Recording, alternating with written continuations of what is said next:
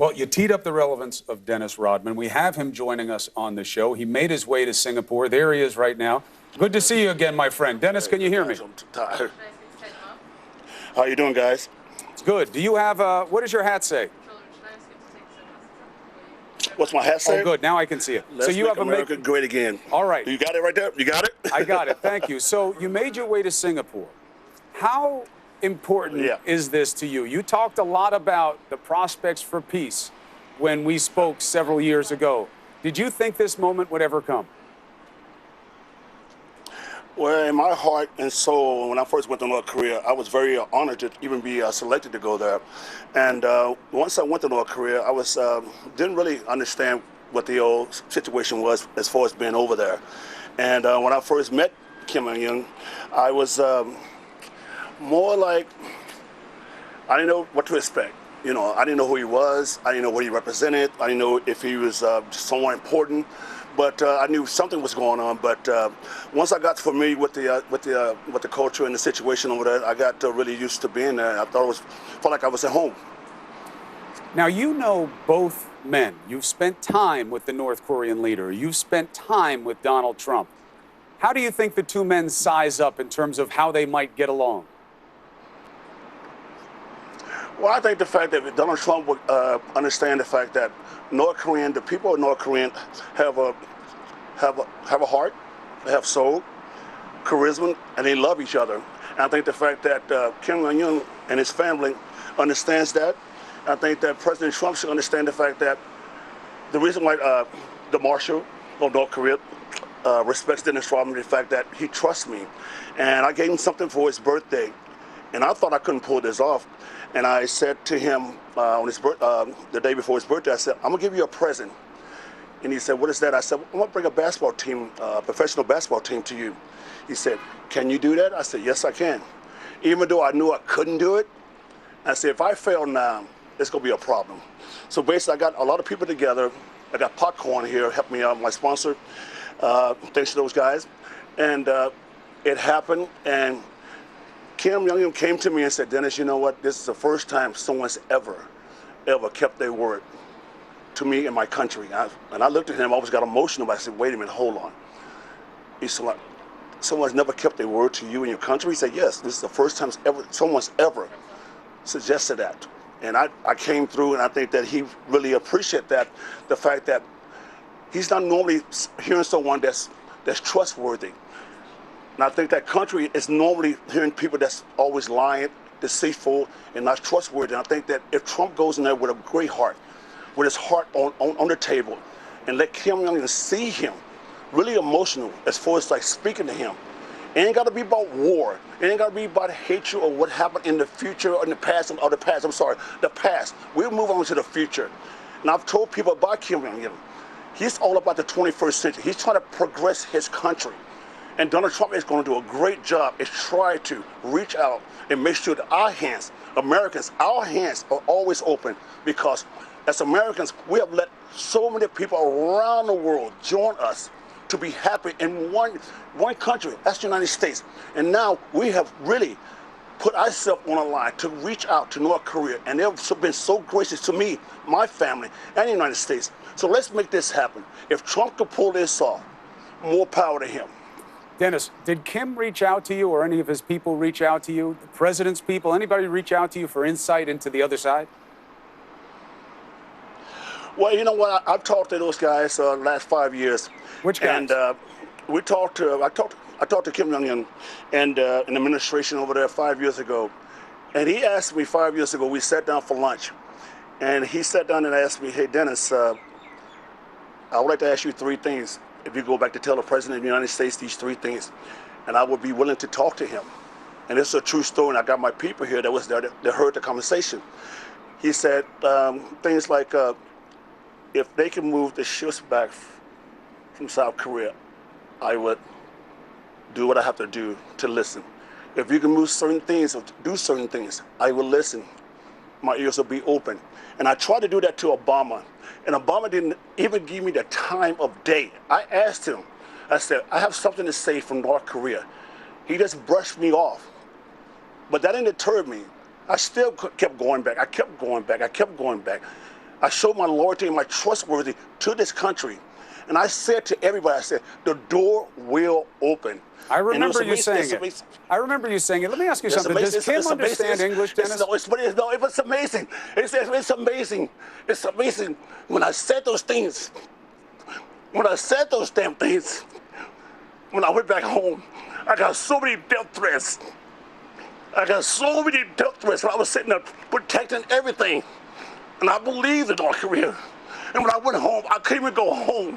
I couldn't even go home. I had to hide out for 30 days. I couldn't even go home. But I kept my head up high, brother. I knew things were going to change. I knew it. I was the only one. I never had no one to hear me. I didn't know one had to see me. But I took those bullets. I took all that. I took everything. Everyone came at me, and I'm still standing. And today is a great day for everybody. Singapore, Tokyo, China, everything. It's a great day. It is a great day. This is a historic day. I'm so happy. You were saying to me years ago that you thought this would happen. And I want to let you be ready for me to ask you another question. I know you're very emotional about this. Go ahead. This is what I want to know. I want to know, well, you're an emotional guy. You feel very deeply about things. People who've been around you understand that. Right. Why did you feel so strongly that you needed to make something happen for North Korea? There's so many places you could have gone in the world that have, a much easier path to peace than North Korea, given the record of human rights abuses and other practices of this despotic regime. But you chose North Korea. Why? Well, I feel like I said, I was very naive when I went over there. I didn't understand and expect all the things I was getting when I went over there. They said, do you realize what you was doing, Dennis, when you went over there? I said, no. I thought it was just another one of those things. I was just doing some charity event. I knew nothing about North Korea. I just thought I was going to play basketball and just treat the people and be happy, and that was it. But it turned out to be so much more bigger than what I thought. And I felt the fact that, just listen to the people, seeing the kids, seeing the people there, and just meeting the regime, Kim Jong-un, and the whole marshals and everybody. I just felt in love with the country from day one. And I felt like that, I guess I owe it to myself, and the people around the world. You know what? I'm not in this for no money. I never started it for no money. This is not about Dennis Rodman being the greatest person in the world that lead these two people together. It has nothing to do with that. I just wanted to see it get done so we all can live good together. Well, here's the first day. No more hatred. Here's the first day. Let's see where it goes. Let me ask you something. You talk about speaking with Kim Jong-un. Does he understand or speak English? And one thing about him, though, I always say about him, he's more like a big kid, even though he's small. He's more like a big kid, but he loves to have a good time. And I was saying last night or this morning that he was going around taking selfies and stuff like that. And I was saying that this guy wants to be around the world. He wants to come to America. He wants to enjoy his life. He wants his people to enjoy his life. But I think that the fact that he doesn't have the tools, and maybe the politics of this whole meeting is just going to happen. I think this is going to change a lot. And I hope the fact that President Trump can understand, knowing that Kim is trying to reach out and trying to get in the 21st century. That's the big question. I want to ask you about that in a second, but let me just get an answer to this. Do you think he speaks or understands English? Well, I think he understands bits and pieces. If you talk about basketball, yes, he understands that. So you think it's about what he wants to talk about? Do you think he's studied English? I can say one thing. I think people know that Kim Jong-un is not a dumb man. I think he's understanding from his grandfather and his father. I think that he's trying to protect his people. He's trying to protect his honor and his and everything that has to do with his country. But like I say, that's respect. That's respect. Nothing's going to happen overnight. It's going to take time. 100%. 100%. If Kim Jong-un and Donald Trump understand that, if they understand the fact that if we just sit there and have a smooth, a comfortable relationship, smile, laugh, joke a little bit, okay, great. It ain't got to be war. It's got to be something that everyone can be comfortable about. Right. And I know this meeting is going to be a great meeting. Well, that's the hope, Dennis. We'll see where it goes. It had a good start. They did the handshake. There was good body language. They said the right things. It's all perfunctory at this part. It's the opening ceremony, and we'll see what happens when we start getting reports about the actual policy negotiations. But you talk about the Kim Jong-un side and North Korea side. Did you hear from the White House at all today? Well, yes, I did. But and the good thing about it, yes, Donald Trump reached out. He called his secretary, and she called me and said, Dennis, Donald Trump is so proud of you. He thanks you a lot. And that means a lot. You know, because after all these years, the fact that I somewhat had something to do with this North Korean situation, but I don't want to take any credit where credit's due. I think we all need to take credit. And I'm just here, I'm just so thankful to be here. I'm glad the fact that this is happening. The world saw it, I saw it, my kids saw it. So you know what, it's just hope for the best. We don't need a miracle. We don't need a miracle. We just need the doors to be open so we can start fresh and make this a better place in the world, baby. That's it. Well, look, sometimes it does take a miracle. I mean, you know, you're dealing with some really tough things on the table here. You know, I know that you've had good experiences with the leader of North Korea, and this is a nice moment. I'm not looking to get into it with you again, but you know now things you didn't know then. There's a lot of violence. There's a lot of negativity, and it all stems from your friend, the ruler of North Korea. You know, this man isn't all selfies and smiles. He's responsible for the deaths and hardship of a lot of people. How can you be sure he wants something better than what he is right now? Well, as we know, Chris, the fact that, you know, I'm not a politician. You know, I'm not sitting there trying to fight the fact that, you know, I'm on his side 24/7. I'm not doing everything right to say the right things to make him look like a better man, a better person. I've never been like that. I've always been like down the middle. Here it is, you know. He's a good friend to me. That's what I look at. I don't see the politics of this whole situation. I don't want to see that. I want to see that to go away. I want us to see us get along, to have a handshake, to have a smile, have a glass of iced tea. Just talk to each other friendly.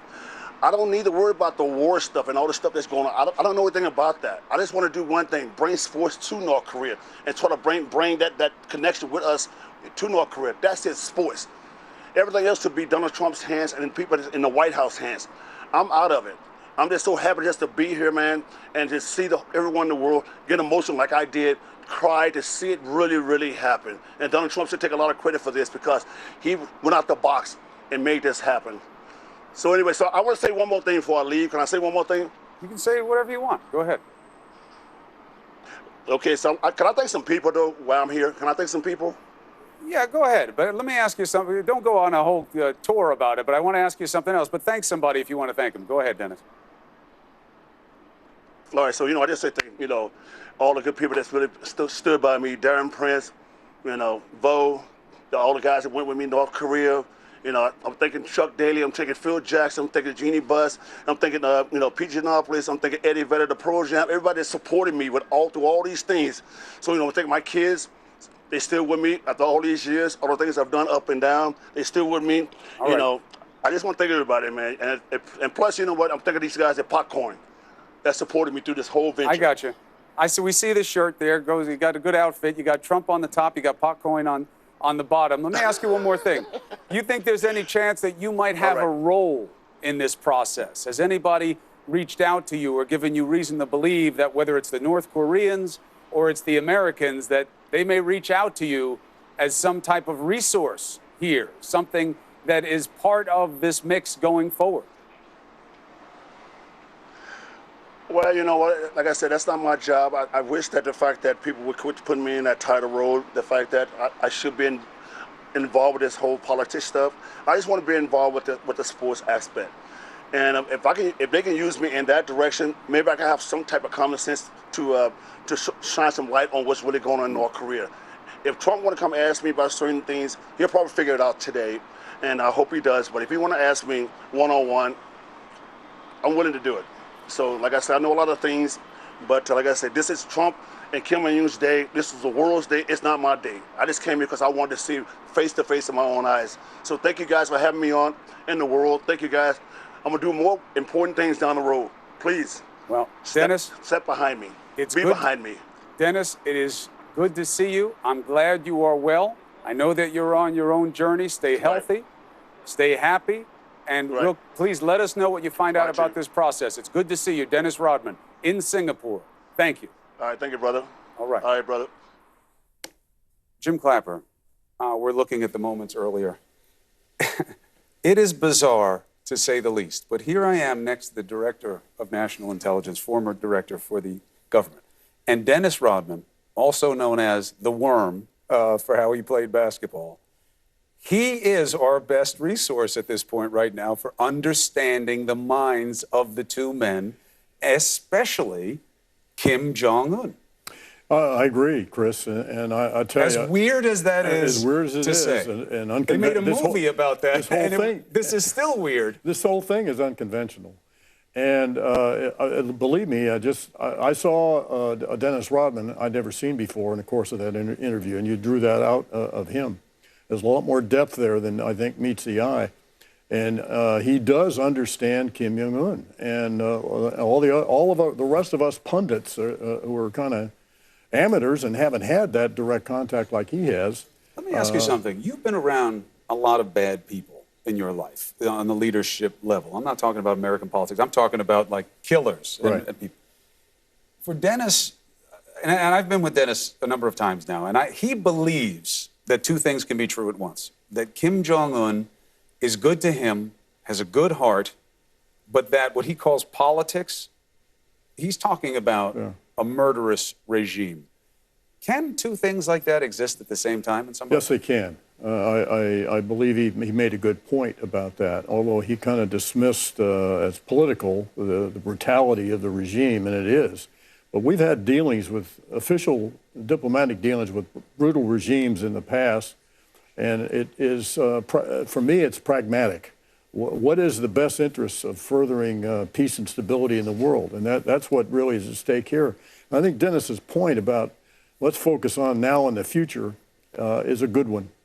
Except you do have to have eyes wide open about You do, who you're dealing with. And I hope somehow in this summit meeting, right, that the subject of human rights abuses is brought up by the United States with Kim Jong-un and North Korea. Right, and that's really the big topic on the table. Let's talk about that, because, look, this is not within Dennis Rodman's portfolio. It is coincidental, let's say, at the least, that he was saying 4 years ago that he thought something like this would be happening if somebody would give it a chance. The Obama administration wasn't open to it. This administration was. And now here we are. But human rights matters. You can't do a deal with a country if they're not going to change their practices on a fundamental level of freedom and the price of murder for political objection. Does that have to be on the table in this meeting between the president and Kim right now? Yeah, it does. I do think, though, there is perhaps, and I may be criticized for this, but there probably is a priority order. And I think the first order of business is to get our arms around some sort of path ahead on denuclearization. But should not be to the exclusion of these other considerations, normally human rights conditions. So what we're about here is trying to make the North Koreans alter their behavior profoundly, both with respect to what they now view as their security and their long-established practices of brutality and suppression of their people. Jim Clapper, thank you so much for helping us understand the history unfolding before our eyes right now. Well, thanks, Chris. It's been great to watch the history with you. Boy. So this is a moment many thought would never happen. We're going to take a break right now. We have much more for you. Right now, you're looking at earlier moments. Those two men, the leader of North Korea and the president of the United States, are in a meeting alone with only interpreters.